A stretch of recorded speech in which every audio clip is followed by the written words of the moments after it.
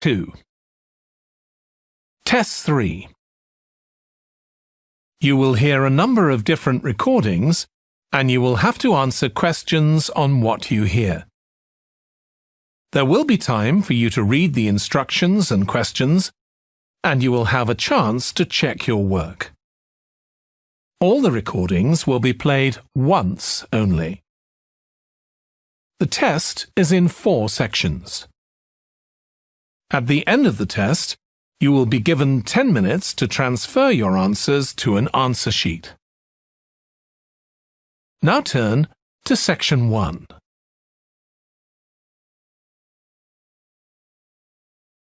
Section 1. You will hear a man phoning a woman who lives in an English city called Banford to get some advice about moving to that city.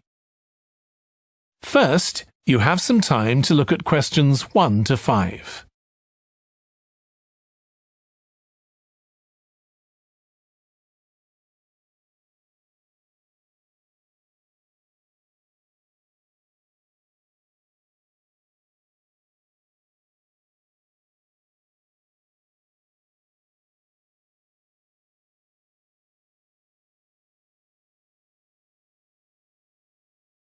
You will see that there is an example that has been done for you.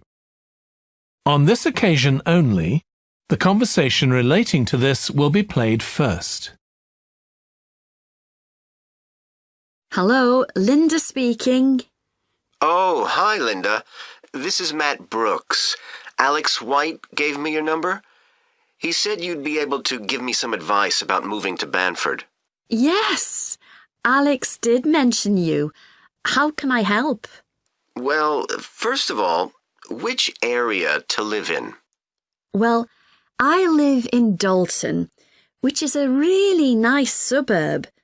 Not too expensive, and there's a nice park. Linda recommends a suburb called Dalton, so Dalton has been written in the space. Now we shall begin. You should answer the questions as you listen because you will not hear the recording a second time. Listen carefully and answer questions 1 to 5. Hello, Linda speaking. Oh, hi, Linda. This is Matt Brooks. Alex White gave me your number. He said you'd be able to give me some advice about moving to Banford. Yes, Alex did mention you. How can I help? Well, first of all, which area to live in? Well, I live in Dalton, which is a really nice suburb. Not too expensive, and there's a nice park. Sounds good. Do you know how much it would be to rent a 2-bedroom flat there? Yeah, you should be able to get something reasonable for £850 per month. That's what people typically pay. You certainly wouldn't want to pay more than £900. That doesn't include bills or anything. No, that sounds all right. I'll definitely have a look there. Are the transport links easy from where you live? Well, I'm very lucky. I work in the city centre, so I don't have to use public transport. I go by bike. Oh, I wish I could do that. Is it safe to cycle around the city? Yes, it's fine. And it keeps me fit. Anyway, driving to work in the city centre would be a nightmare because there's hardly any parking. And the traffic during the rush hour can be bad. I'd be working from home, but I'd have to go to London 1 or 2 days a week. Oh, that's perfect. Getting to London is no problem. There's a fast train every 30 minutes, which only takes 45 minutes. That's good. Yeah, the train service isn't bad during the week, and they run quite late at night. It's weekends that are a problem. They're always doing engineering work, and you have to take a bus to Haddam and pick up the train there, which is really slow. But other than that, Banford's a great place to live. I've never been happier. Before you hear the rest of the conversation, you have some time to look at questions 6 to 10.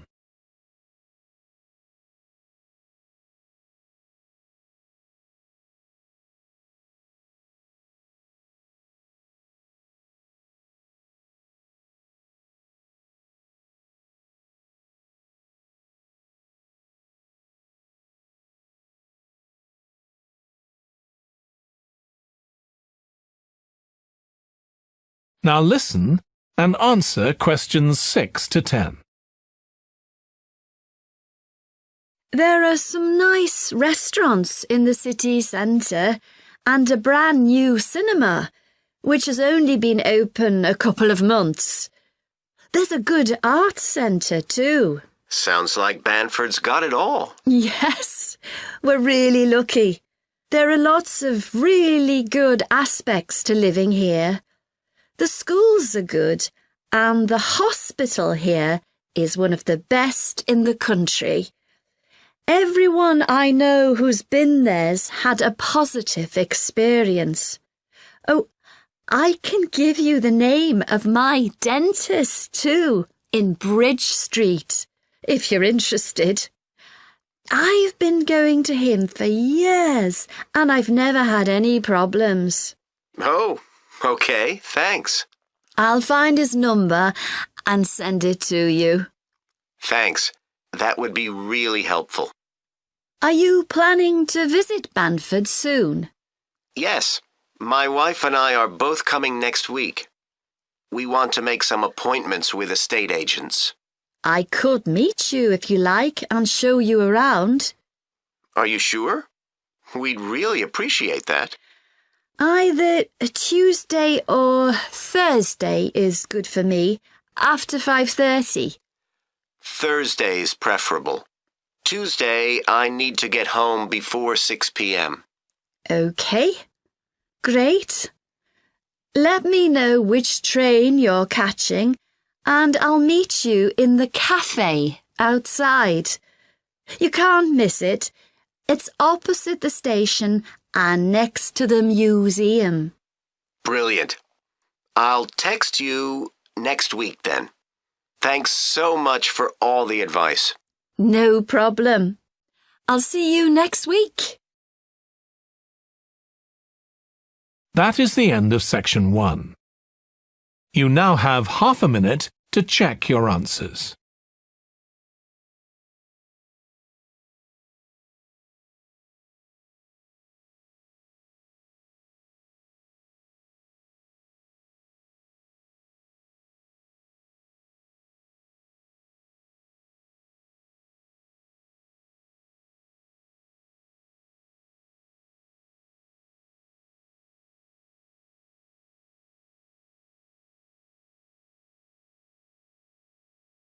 Now turn to section 2. Section 2. You will hear a fitness instructor talking on the radio about different ways of keeping fit. First, you have some time to look at questions 11 to 16.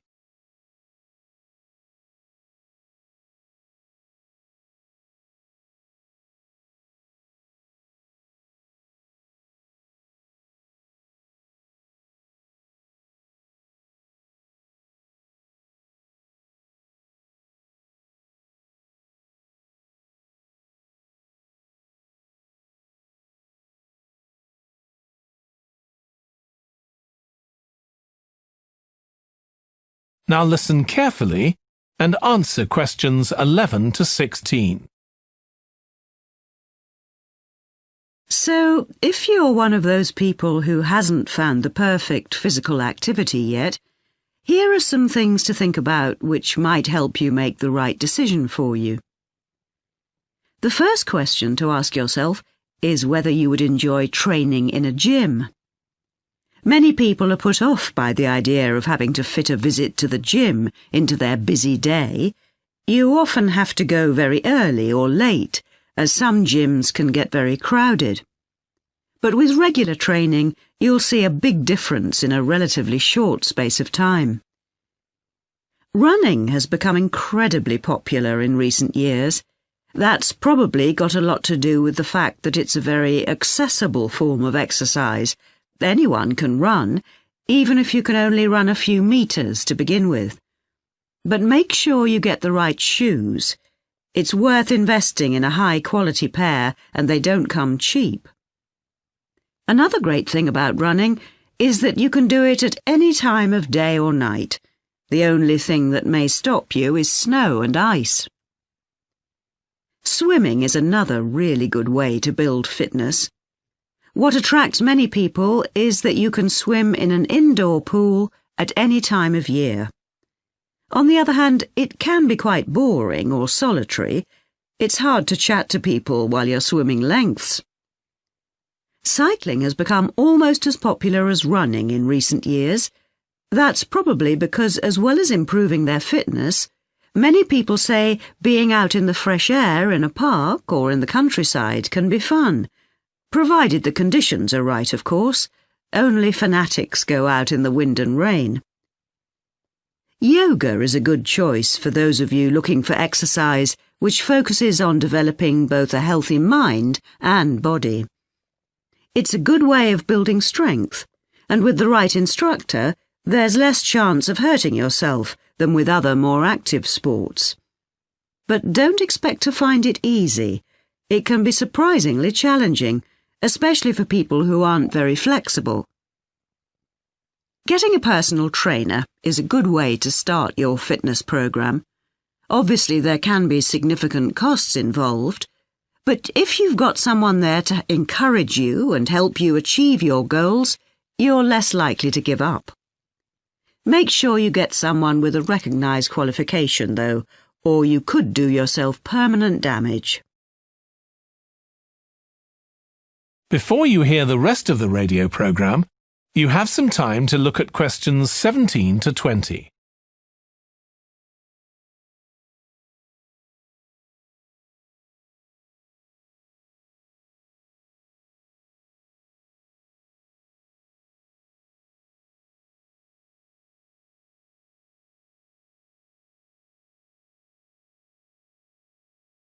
Now listen and answer questions 17 to 20. Whatever you do, don't join a gym unless you're sure you'll make good use of it. So many people waste lots of money by signing up for membership and then hardly ever go. What happens to their good intentions? I don't think people suddenly stop caring about improving their fitness or decide they have more important things to do. I think people lose interest when they don't think they're making enough progress. That's when they give up hope and stop believing they'll ever achieve their goals. Also, what people sometimes don't realize when they start is that it takes a lot of determination and hard work to keep training week after week, and lots of people don't have that kind of commitment. One thing you can do to help yourself is to set manageable goals. Be realistic and don't push yourself too far. Some people advise writing goals down, but I think it's better to have a flexible approach. Give yourself a really nice treat every time you reach one of your goals. And don't get too upset if you experience setbacks. It's a journey. There are bound to be difficulties along the way. That is the end of section 2. You now have half a minute to check your answers.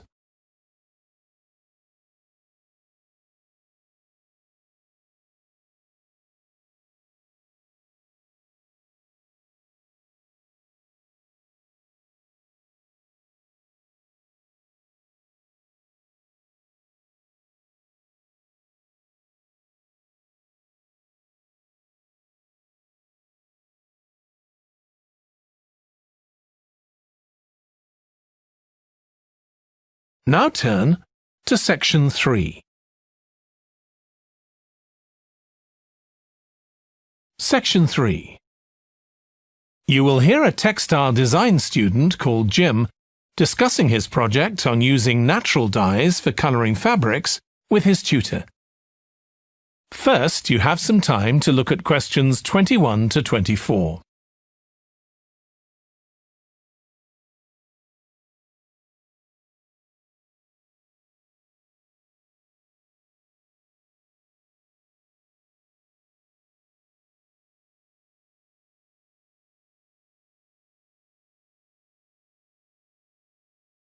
Now listen carefully and answer questions 21 to 24. OK, Jim, you wanted to see me about your textile design project. That's right. I've been looking at how a range of natural dyes can be used to colour fabrics like cotton and wool. Why did you choose that topic? Well, I got a lot of useful ideas from the museum, at that exhibition of textiles. But I've always been interested in anything to do with colour. Years ago, I went to a carpet shop with my parents when we were on holiday in Turkey, and I remember all the amazing colours. They might not all have been natural dyes. Maybe not, but for the project, I decided to follow it up. And I found a great book about a botanic garden in California that specialises in plants used for dyes. OK, so in your project, you had to include a practical investigation. Yeah. At first I couldn't decide on my variables. I was going to just look at one type of fibre, for example, like cotton. And see how different types of dyes affected it? Yes. Then I decided to include others as well. So I looked at cotton and wool and nylon. With just one type of dye? Various types, including some that weren't natural, for comparison. OK. So I did the experiments last week. I used some ready-made natural dyes. I found a website which supplied them. They came in just a few days, but I also made some of my own. That must have taken quite a bit of time. Yes. I thought it'd just be a matter of a teaspoon or so of dye, and actually that wasn't the case at all. Like, I was using one vegetable, a beetroot, for a red dye, and I had to chop up a whole pile of it. So it all took longer than I'd expected. One possibility is to use food colourings. I did use one. That was a yellow dye, an artificial one. Tartrazine? Yeah, I used it on cotton first. It came out a great colour. But when I rinsed the material, the colour just washed away. I'd been going to try it out on nylon, but I abandoned that idea. Were you worried about health issues? I thought if it's illegal food colouring, it must be safe. Well, it can occasionally cause allergic reactions, I believe. Before you hear the rest of the discussion, you have some time to look at questions 25 to 30.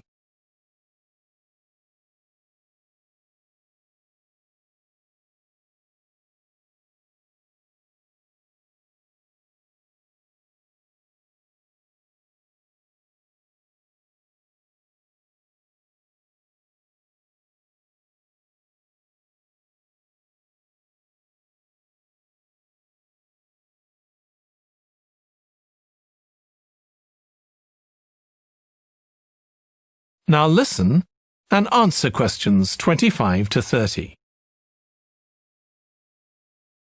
So what natural dyes did you look at? Well, one was turmeric. The colour's great. It's a really strong yellow. It's generally used in dishes like curry. It's meant to be quite good for your health when eaten, but you might find it's not permanent when it's used as a dye. A few washes and it's gone. Right. I used beetroot as a dye for wool. When I chop up beetroot to eat, I always end up with bright red hands. But the wool ended up just a sort of watery cream shade. Disappointing. There's a natural dye called Tyrian purple. Have you heard of that? Yes. It comes from a shellfish, and it was worn in ancient times, but only by important people, as it was so rare. I didn't use it. It fell out of use centuries ago, though one researcher managed to get hold of some recently. But that shade of purple can be produced by chemical dyes nowadays. Did you use any black dyes? Logwood. That was quite complicated. I had to prepare the fabric so the dye would take. I hope you were careful to wear gloves. Yes, I know the danger with that dye. Good, it can be extremely dangerous if it's ingested. Now, presumably you had a look at an insect-based dye, like cochineal, for example. Yes, I didn't actually make that. I didn't have time to start crushing up insects to get the red colour, and anyway, they're not available here. But I managed to get the dye quite easily from a website, but it cost a fortune. I can see why it's generally just used in cooking and in small quantities. Yes, it's very effective, but that's precisely why it's not used as a dye. I also read about using metal oxide. Apparently you can allow iron to rust while it's in contact with the fabric, and that colours it. Yes, that works well for dyeing cotton. But you have to be careful as the metal can actually affect the fabric, and so you can't expect to get a lot of wear out of fabrics treated in this way. And the colours are quite subtle. Not everyone likes them. Anyway, it looks as if you've done a lot of work. That is the end of section 3. You now have half a minute to check your answers.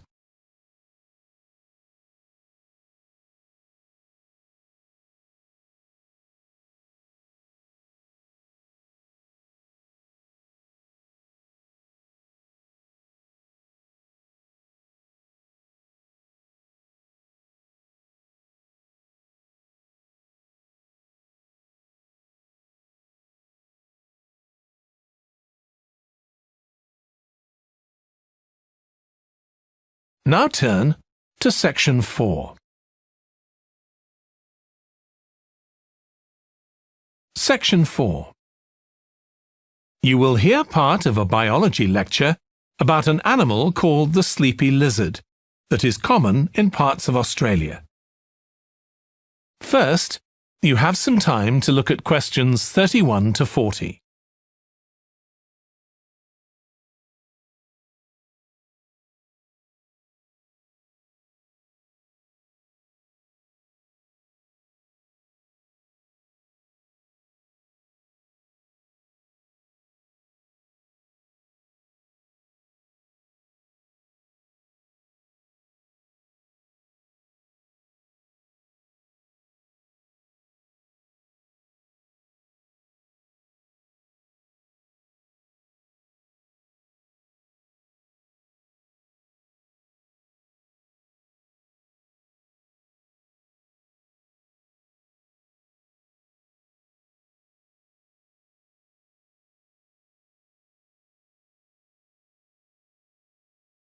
Now listen carefully and answer questions 31 to 40. Last week we started looking at reptiles, including crocodiles and snakes. Today, I'd like us to have a look at another reptile, the lizard, and in particular, at some studies that have been done on a particular type of lizard whose Latin name is Tiliqua rugosa. This is commonly known as the sleepy lizard because it's quite slow in its movements and spends quite a lot of its time dozing under rocks or lying in the sun. I'll start with a general description. Sleepy lizards live in Western and South Australia, where they're quite common. Unlike European lizards, which are mostly small, green and fast-moving, sleepy lizards are brown, but what's particularly distinctive about them is the colour of their tongue, which is dark blue, in contrast with the lining of their mouth, which is bright pink. And they're much bigger than most European lizards. They have quite a varied diet, including insects and even small animals, but they mostly eat plants of varying kinds. Even though they're quite large and powerful, with strong jaws that can crush beetles and snail shells, they still have quite a few predators. Large birds like cassowaries were one of the main ones in the past, but nowadays they're more likely to be caught and killed by snakes. Actually, another threat to their survival isn't a predator at all, but is man-made. Quite a large number of sleepy lizards are killed by cars when they're trying to cross highways. One study carried out by Michael Freak at Flinders University investigated the methods of navigation of these lizards. Though they move slowly, they can travel quite long distances. And he found that even if they were taken some distance away from their home territory, they could usually find their way back home as long as they could see the sky. They didn't need any other landmarks on the ground.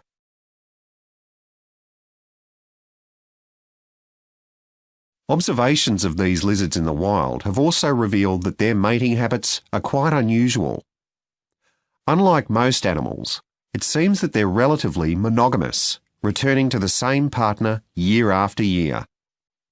And the male and female also stay together for a long time, both before and after the birth of their young. It's quite interesting to think about the possible reasons for this. It could be that it's to do with protecting their young.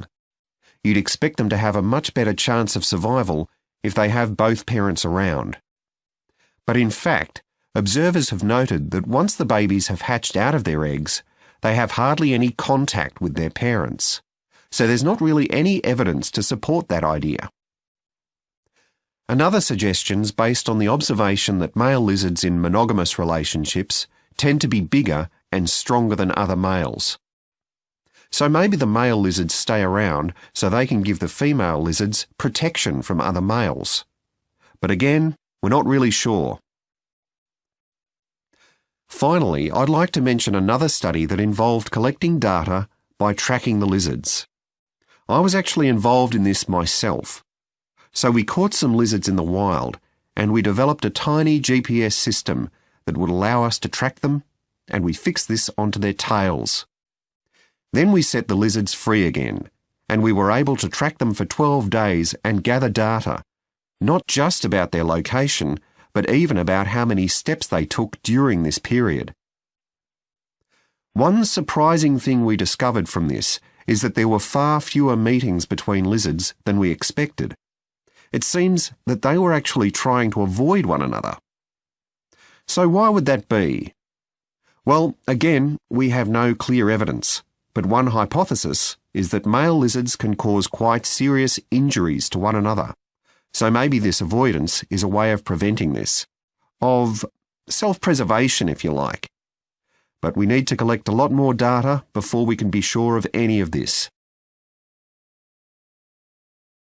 That is the end of section 4. You now have half a minute to check your answers.